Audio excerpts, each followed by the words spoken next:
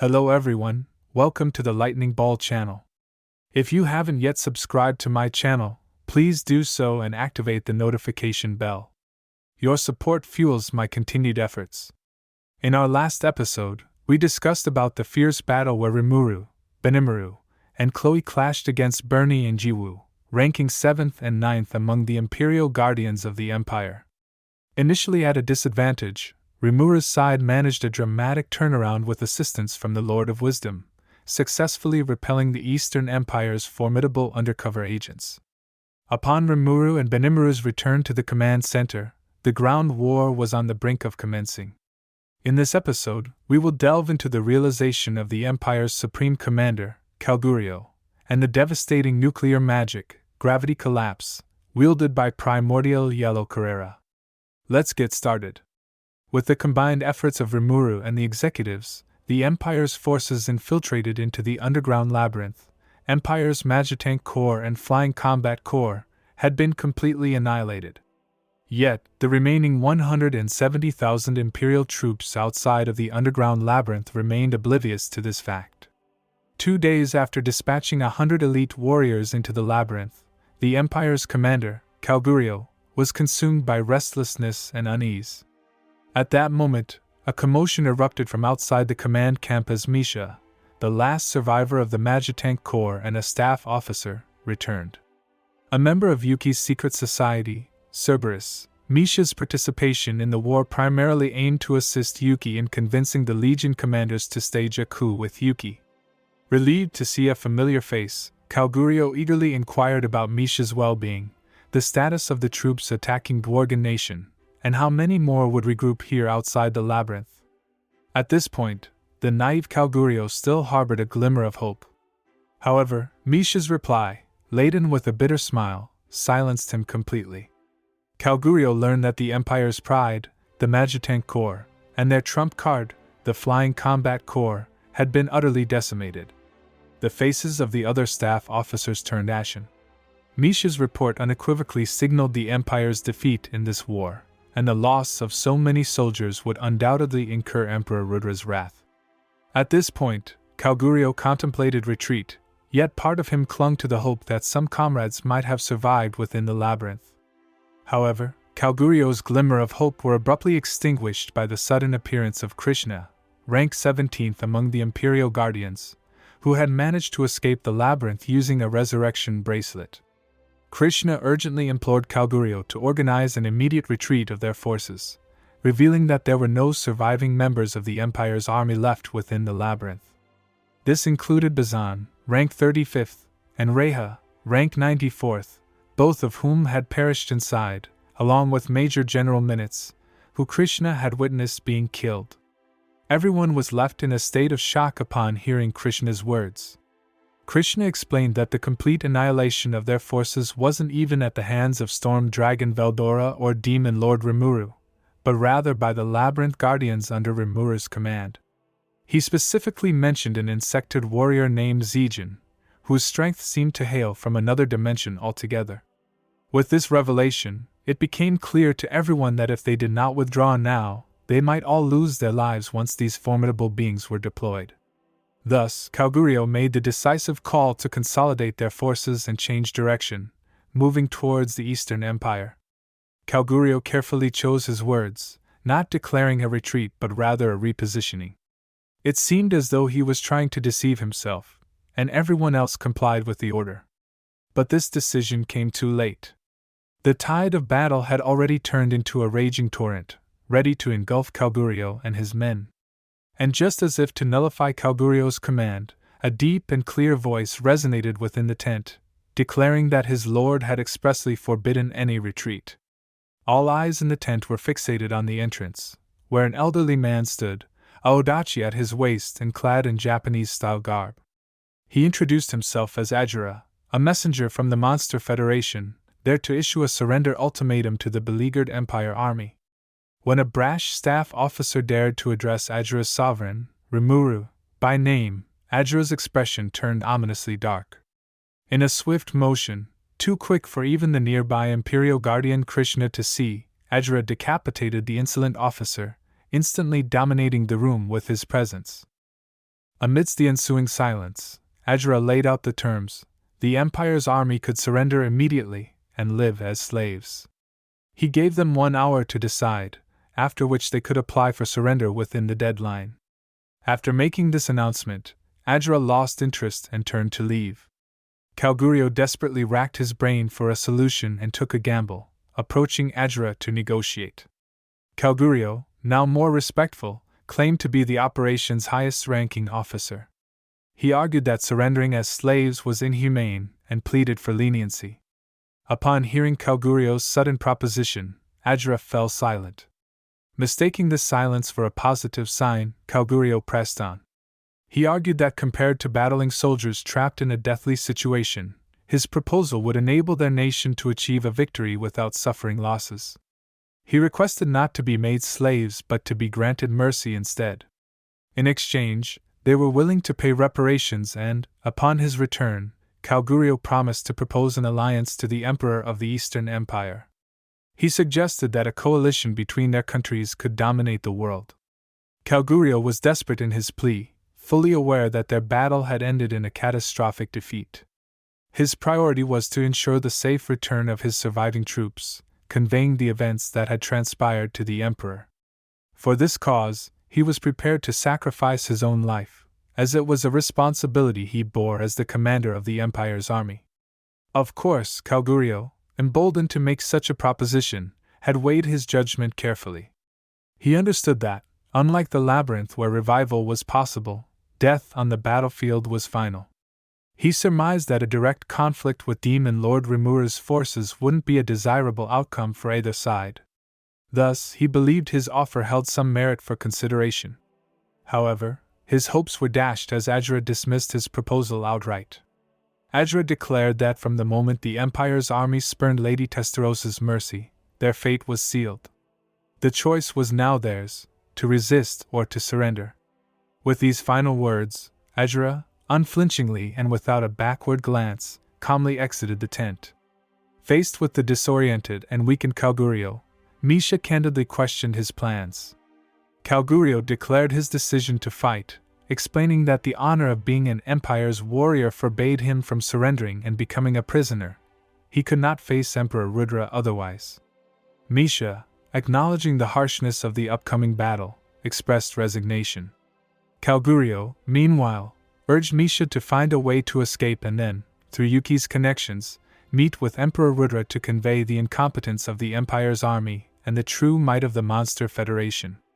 Calgurio had forsaken any personal desires, prepared for self-sacrifice, but was resolute in demonstrating the glory of the Imperial soldiers to their monstrous foes. Calgurio's resolve boosted the morale of his officers and advisors, who unanimously agreed to put up one last fight. As one of Yuki's subordinates, Misha naturally chose not to be responsible for the fate of these men, accepting the task of relaying information to the Emperor. Misha's guards were the 2 single-digit Imperial guardians, Bernie and Jiwoo, who had escaped from the labyrinth through the resurrection bracelets just now. After their departure, those remaining steeled themselves for the final battle, hastily preparing to give their all in the impending conflict. Observing the Empire's army's movement, Geld expressed respect towards his opponent.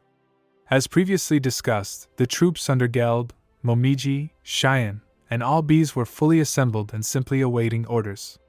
Confident in their inevitable victory, Geld shifted his gaze skyward, where he could see the figure of the beautiful young warlord, Primordial Yellow Carrera, who had been assigned to guard Geld's unit. Carrera, having received orders from Rimuru-sama to protect Geld in the honor of leading the vanguard, was readily welcomed by Geld, a warrior at heart, who told her and her group they were free to act as they like. This pleased Carrera and her companions greatly, and now in the forefront, Carrera found herself pondering which magic to use to annihilate the enemy. To avoid any mistakes during the actual battle, Carrera decided to first release a nuclear-level magic spell into the sky as a practice run. This scene caused Azura to panic and hurriedly he attempted to stop his master Carrera, inquiring about the exact nature of the practice she intended. With which nuclear magic should I practice, huh?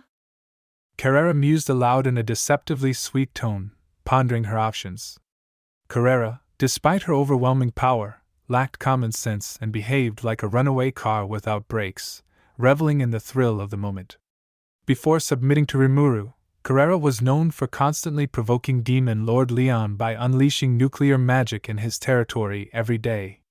Thankfully, Leon's mature disposition prevented these provocations from escalating into war, which would have been the likely outcome with other demon lords. Carrera, content with her mischief, would then return to the netherworld. Unconcerned with the outcomes of her battles, Carrera wouldn't feel discouraged even in defeat, nor would she reflect on her actions, often repeating her disruptive behavior. This was the kind of troublesome character she was. However, things had changed now that she was under Demon Lord Rimuru's command, where such lack of common sense was unacceptable. Consequently, Ajura, one of Carrera's closest confidants, took on the role of overseeing her actions. Ajura was dumbfounded and urgently began to educate Carrera on the rules of the battlefield. Since they had agreed to give the enemy an hour to respond, Ajura requested Carrera to wait patiently for their decision. What? This is just a practice run, Carrera retorted. A nuclear explosion in the sky is just like a slightly larger firework, right? Sure, it might generate some residual heat and roast the guys on the ground a bit, but that's kind of fun, isn't it? So, this isn't really a problem at all, is it? Ajura hastily insisted that even if it was just a practice, certain things were simply not permissible, and he viewed adherence to the rules of warfare as paramount. He lectured Carrera like a grandfather, attempting to impart the importance of battlefield etiquette. However, while they were debating, the Empire's army, having decided against surrender, prematurely initiated their action, infuriating Carrera. She pointed out that according to Ajura, there was still plenty of time left until the agreed deadline. Clearly, the Empire had broken the rules, hoping to escape in the interim. Ajura became nervous for two reasons. Firstly, although he was favored by Carrera, if she were to become enraged, his life might be at risk. Secondly, the unilateral action of the Imperial army had led to a crisis, stirring a rare sense of anger in Ajura. Esprit, another of Carrera's trusted aides, quickly sought to divert Carrera's attention and save their companion Ajura from the wrath of the volatile Carrera. Esprit suggested that they should stop bothering with the old man Ajura and instead teach a lesson to the foolish Empire that couldn't even keep a promise. Ajura, seizing the opportunity, agreed and admitted that it was his fault for not explicitly telling the Empire's army that they were not allowed to attack within the hour. Taking responsibility for this oversight, Ajura hurriedly declared that he would no longer hinder Carrera-sama and encouraged her to do as she pleased. Upon realizing that Ajura would no longer intervene, Carrera, in compliance with Rimuru's orders, unleashed her full power in a manner she had never attempted before. Meanwhile, at the Empire's army's side, a multiple-layered magical barrier was erected with lavish investments of holy attributes to reinforce it, and the army began its charge. However, just above them, a colossal magic spell, the nuclear magic gravity collapse, silently descended. Among the limited number of nuclear magic spells, it boasted the greatest and most formidable power. As its name suggests, after compressing a high-intensity black flame core, the center of the spell would generate an artificial black hole, disrupting the planet's magnetic field and creating a localized supergravity field. The Empire's army, caught under this spell, found their own gravity increasing continuously, eventually being crushed under their own weight. But this was just the beginning. When the supercompressed space reached a critical point, all the energy would converge into a single point, and upon this process reversing, a small-scale supernova appeared right on the ground. Affected by this, a storm of magical energy wreaked havoc, and a pillar of blackness connecting heaven and earth seemed to lift the lid off hell itself, drawing sand and dust into the stratosphere. Subsequently, all humans, animals, plants, and various structures affected by the spell turned to dust, and the once vibrant land became scorched earth.